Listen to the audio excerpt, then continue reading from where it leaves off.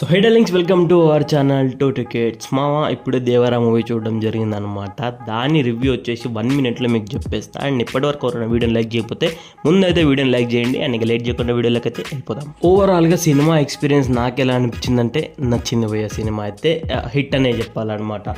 First half వచ్చేసి కొంచెం ఎమోషనల్గా కొంచెం డ్రామాగా బిల్డ్ చేసుకుంటూ స్టోరీ టెల్లింగ్ అయితే ఉంటుంది.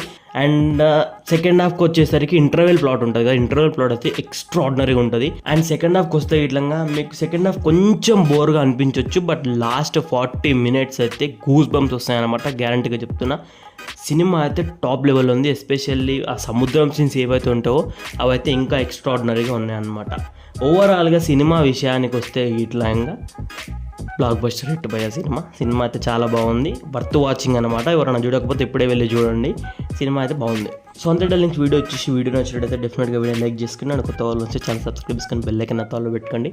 సో మళ్ళీ కలుద్దాం నెక్స్ట్ వీడియోలో. Thank you team 2 Tickets. జై శ్రీరామ్.